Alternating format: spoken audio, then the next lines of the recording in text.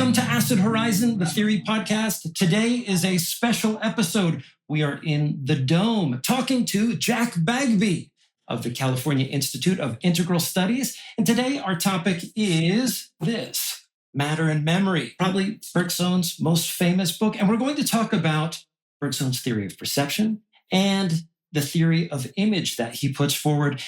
Jack, welcome to the Dome. Thank you. So let's talk about your interest in Bergson. How is it that you got into the work of Bergson, and why do you think it's important for us perhaps to return to his work? Yeah, I got into Bergson in grad school through Deleuze and Merleau-Ponty. His work was mentioned in them. It seemed adjacent to them. And as I got into Matter and Memory, which was the first book I read of his, I was immediately hooked, kind of changed the path of my writing in grad school, ended up writing on Bergson. And he's a figure who's gaining popularity right now, primarily through the work of Deleuze and now sort of on his own as well. But he was massively popular at the time and massively influential as well. He had this sort of debate with Einstein. He supposedly started the first traffic jam in New York City because of one of his talks. So there's a massive interest in his work that died out around the 1940s. He died in 1941 and wasn't revived until the 60s. And I think a lot of people now are seeing connection with so many other thinkers adjacent to him. I'd like to start by talking about Bergson's theory of the image. The very first time that I started reading Deleuze, I'd heard of Bergson before, but Deleuze had mentioned something to the effect in one of his pieces of writing that Bergson believes that everything is an image. Now, if you delve deeply into chapter 1 of Matter and Memory, Bergson talks about the fact that, well, for him, conceptually, not only are the objects of perception images, but it's also the case that which comprehends them or senses them as an image, the spinal cord, the brain.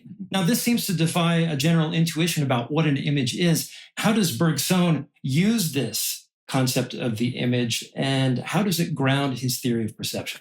Yeah, so the image is a starting point for Bergson within Matter and Memory to reapproach the psychophysical relationship, we could say, and by that, reality. And so the image is everything in one sense, but it's not as if all reality is reducible to the image, because the image for Bergson is a movement in the process of actualizing itself. And there is another sort of half to reality, we could say, which is the virtual, which is primarily understood through memory. So matter and memory. Matter, he understands through images. The image is a movement, and the image is the entire universe. And he has this famous diagram of the cone and the plane, and he wants to understand our contact with sensation and perception as intimately connected with reality. We're not separated from reality in a Kantian sense or in a empiricist sense. So, our phenomenal reality is a kind of illusion for the empiricist, epiphenomenon. And then for the Kantian, everything that we experience is a phenomenon, but we don't have access to the thing in itself. So Bergson is trying to escape from this paradigm. He says that the image is more than a representation. So it's not something that we just create in our mind, but it's also less than a thing in the sense of a thing out there separate from us that we have a phenomenal experience of, but not any contact with. So it really closes this gap created in metaphysics. Right. He starts with this presupposition. You could almost call it the famous third term that he brings in to collapse the distinction between matter and memory. Before we get on to talking about common sense in Bergson's work, let's talk about the concept of memory, because he has this sort of interesting concept where memory is this kind of flow within which images arise and kind of get cut out and representations are formed. And actually, Bergson makes a distinction between an image and a representation. So how are we to parse these terms? Yes, exactly. So he's a realist when it comes to memory, I think we could say, or a realist when it comes to the past. He thinks that the past exists, that it has reality independent of our memory of it, independent of our ability to access it through recollections or anything like that. everything that's ever happened exists in some way. It doesn't have it doesn't have to be stored in anything. So this is the big problem he has with theories of memory at the time, that memories are stored within the brain. He thinks that the brain plays an important role in us accessing memories, but that they aren't stored in the brain. And so the past in its being, Deleuze imports these terms onto Bergson to some degree, that the present is becoming and the past is being in this metaphysical, classical sense. And the past exists virtually. It doesn't have an image, we could say, versus the becoming that we experience in the present.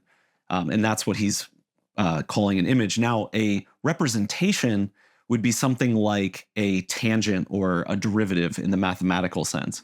So you have a curve and you have tangents that touch it at a certain one point, but don't actually describe the curve movement at all.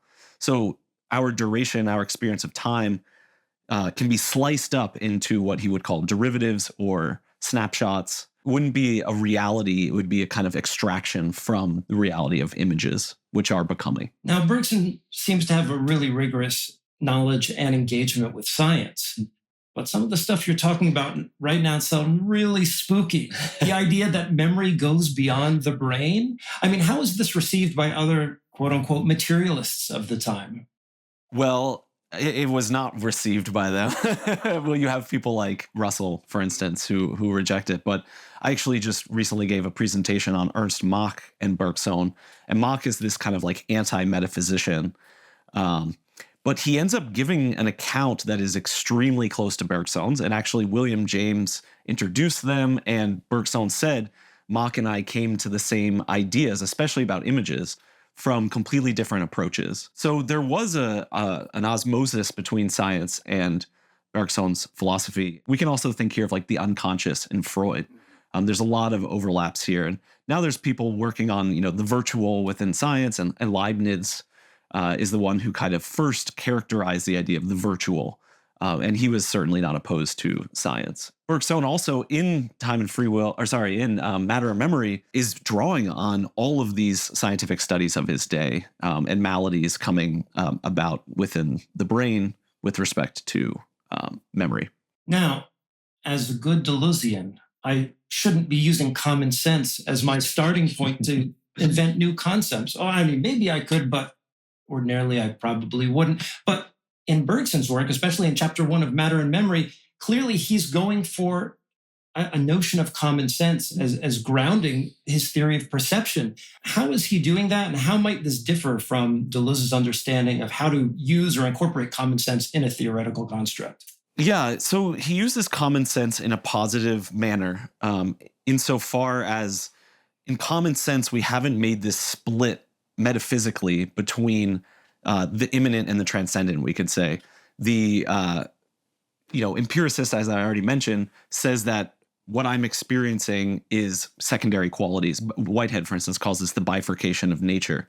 That my secondary qualities are somehow epiphenomenon or lesser realities than the underlying mechanisms. And on the other hand, the Neo-Kantians want to say that there's some reality that remains always outside of our grasp, and all we have is this phenomenal reality which we construct with our consciousness. And so Bergson's appeal to common sense is to get us outside of those metaphysical presuppositions. But on the other hand, he's also against common sense in a way very similar to Deleuze, in that common sense wants to say that everything is a snapshot, basically, that we can look at representations and we can look at the world as a sort of collecting of facts, and that all of these facts are present to consciousness and actual, and that everything I experience can be made into a clear and distinct idea, this kind of Cartesian common sense. And Bergson is radically shifting that to say reality extends beyond what consciousness can make a representation of, both in the image and in relation to the past.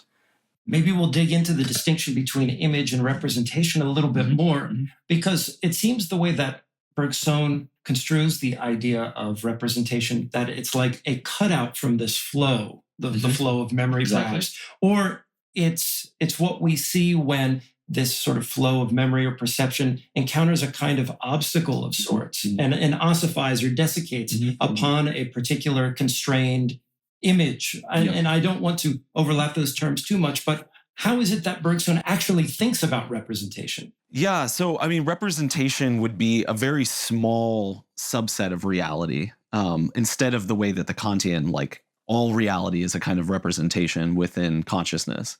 It's actually a very small subset and a diminution. He uses this phrase often, or subtraction. We have this complex, qualitatively rich becoming, which is the image, and it's infinitely detailed, and we can shift our perspective on it, pulling out certain details, suppressing other details. This is consciousness expanding and contracting itself with respect to the image. And our experience of the image is always going to be primed, you could say, by culture, by our past, by how we're feeling that day, things like that, and retains within itself a richer content than our consciousness is ever able to extract from it. So representation is always going to be this very diminished, less rich, almost a sketch of what within concrete experience we're open to. You know, while I was reading Bergson, it made me recall this line from the archetypal psychologist James Hillman, where he said that consciousness, in a sense, is one of, or ego consciousness, is one of the least conscious facets of our perception, in the sense that beyond what is delimited by what we normally understand by consciousness, there's a whole plethora of drives or activity going on. And this is an idea that seems to correspond a little bit with what Bergson is talking about. Maybe you could talk about what Bergson believes about consciousness with respect to this broader flow of memory. Yeah. So, consciousness is arising from the interaction of our memory and our body in its becoming. So the image, like I should also say that the image for Bergson, first and foremost, is our own body. That's the image that we immediately experience, and that is always there, you could say. And it is a interrelationship with the entire universe. So this is where Deleuze, like plane of immanence and all of this, is going to come in for Bergson, that my body is immediately what it is because of its relationship with the entire rest of the universe in a becoming. But my consciousness of that image, my body image, is a relation between my memory and that shifting becoming. And consciousness is what emerges when these two realities come in contact with each other. And actually, consciousness I said this already, is a diminution or a subtraction of these two realities. So our past involves an infinite number of details and memories, everything that's ever happened to us. And even right now, just this room that I'm in, there's too many details for me to take them all in, but they're all part of my past and the infinite detail of my memory, right? This, what he calls the integral or pure past, is a past with an infinity of details. And then there's a pure image, an infinite idea of the image, where it's an infinitely rich and detailed, inexhaustibly rich with details. And between these two, there's repression. So our memories repress the detail of our experience in order to keep us, on track with practical needs. If I'm noticing the grain in the wood, I'm not going to be able to work with it as a carpenter as well. And reverse side, our perceptions are limiting our memories. If all of my memories were coming in at any point in time, again, I wouldn't be able to stick with what I'm doing at the present. So repression, and this is a Freudian notion, obviously, as well, is essential to consciousness. Consciousness is the double repression, basically, of the integral image or the infinitely complex image in its becoming and the pure past with its endless details. So I suppose the next question I have is about the body and the image's body. And perhaps one of the critiques or problems that may come out of Bergson's thought is these escalating orders of perceptual hierarchy, for lack of a better term. Because one of the things that he seems to say is that as our consciousness or our awareness is able to circumscribe more and more sense data or details about reality, there's a certain underlying ethical implication, which is, well, that creates a greater kind of being. And one of the things that I think about quite a bit, especially with relation to phenomenology, is like disability theory. In your encounter with Bergson, or even in your own engagement with Bergson, what do you think are some of the ethical upshots of this? And do you think that Bergson's thought, maybe not only Bergson himself, but phenomenology broadly construed, is challenged by some of like disability theorists? I certainly do. And maybe I can unpack a bit about how we get there and then answer that. So, Bergson is an early Gestalt, we could say, view of physiology and psychology, meaning that instead of seeing atomic parts being put together in an abstract kind of information processing system, everything is a globally organized whole, where the whole is greater than the sum of the parts and is orchestrated in time, these kind of ideas. So our perceptual system is in dialogue and is an open system with respect to its environment. We have all these images in Gestalt psychology where the duck rabbit or whatever, and we're having a Gestalt shift in our perception. This idea of Gestalt shift in perception is essential for Bergson. Like, we have the propensity to alter the way that we perceive the world. And this is essential for things like invention and bringing about novelty and creating a new future. Elia Al-Sajji is a scholar working in this area. She has an amazing article called The Ethics of Hesitation. And it's all about shifting the way that we perceive. In this particular context, it's about like racialized perception and being able to interrupt the habits of perception. So this is saying that perception isn't just this accepting of data into our, organs, but that it's always shaped by a cultural, historical set of interpretive structures. And phenomenology, Merleau-Ponty, and then this aspect of Bergson offer us a way of understanding this, you could say, the moral dimension of attention, that there's a way of shifting our attention, and that hesitating being creating an interval between sensation and reaction. Racialized perception, for instance, is already set up to respond to a stimuli in a certain way. She looks at like the headdresses in France, which caused an uproar and this kind of thing. And like, how can we actually use a shift in gestalt of perception to interrupt these racializing perceptions? A favorite topic here on our show is dreams and fantasies and the imagination. So what does Bergson believe about dreams in the realm of fantasy? Because recently I've been working with Bachelard's work. I've looked at Jung and Hillman and so forth. And often he's a big contender in these debates. What does Bergson believe about dreams, and how might his view challenge other notions of the dream? Yeah, well, there's a beautiful line in Matter of Memory about this, where he talks about the man of action and the man of dreams. And he opposes these to each other. And the man of action remains tightly bound to the world and what can be done, and how what we're experiencing can immediately lead to some action, right? And the man of dreams is completely detached, and just things are flowing in. And he understands this in relation to matter and memory, right? So the more freed you are from the habitual response of your attunement to the world and your controlling of what's happening within matter, extracting value. He uses these kind of terms like extracting value from the present situation. The man of action is always alert to extract as much advantage as possible from reality. And the dream state is completely detached. And this, he actually thinks, is essential to doing metaphysics and doing philosophy. He has a positive sense of metaphysics in a similar way to Deleuze, unlike a lot of people of his time. But only through this relaxation of our attention can consciousness be transformed into a new form of consciousness. And he uses this term intuition. And Deleuze doesn't really use this term, but has the same idea, that we need new ways of thinking. We need to actually like invent a new type of mind and a new type of intelligence.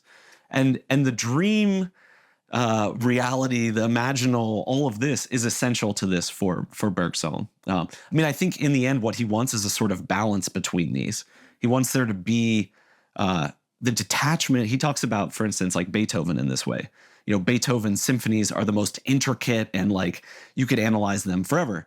But where do they come from? They come from this release from all analysis and all sort of detail orientedness to get a dream-like expansive vision of the piece as a whole that leads to its composition. One of the things that really impressed me about reading Matter and Memory this time around was noticing how Bergson, basically it's a methodological point. He theorizes a totality of images. Mm-hmm. He theorizes what we could call, I guess, like a pure flow of memory. Mm-hmm. And all of this then accrues to an understanding of, you know, the real, raw, material, perceptual apparatus. I mean, this is something that scientists today would probably be really challenged in licensing themselves to think this way about perception.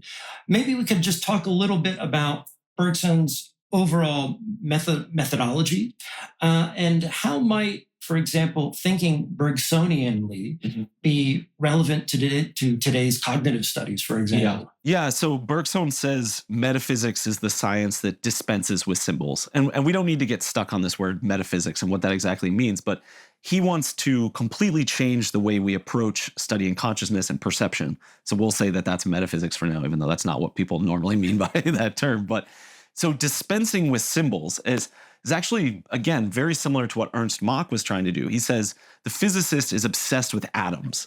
And we see this in psychology too. Like the empiricist psychologists of his time and the neo-Kantian ones wanted to see sense perception as made up by atoms and then information processing. And this model is first of all, totally unfounded. There's no scientific experiment that tells us that that's the way that we should look at it. It's just a very coherent way of thinking, derived, again, from our discourse with reality, or sorry, I should say with materiality, where we try to extract advantage from it. It's a really good way of extracting advantage from reality. But it's not necessarily the way that things are structured on a deeper level. And this was the big move in Gestalt psychology, and we see it actually rippling in a way through science. It happens within quantum mechanics. It even happens at the level of self-organizing systems in biology. All of these were a way of dispensing with the symbols that were used to make sense of the world. And they're, again, useful symbols, but they don't really get their claws in to reality. Now, everybody at home who's listening should know that I actually met Jack in a bar in Bollesburg, which is really the best place to meet a philosopher. And despite the fact that we both live in Pennsylvania, he teaches in California and through some sort of Bergsonian trick. Anyway, Jack, could you just please tell us about your current research interests and where they could find your work? Yeah, so I have worked a lot on Bergson. I have several articles. I've one that just came out on Bergson and calculus. So I kind of mentioned a bit of that already in the journal Process Studies. I sort of made a shift in my research over the last maybe 2 or 3 years towards philosophy of music, which is a big area I'm working in now. And I'm a musician as well as you are. So we're going to hopefully be playing some music. Yeah. So philosophy of music, phenomenology of music. Those are areas that I'm going to be having a lot more articles and hopefully a book coming in the future. And I know you have a YouTube channel too, Socratic Swan Songs. Correct. Right? Exactly. So I'll link that in the show notes and I'll link anything else that you send me afterward. It was a pleasure having you on today. It was great. So fun. Thanks.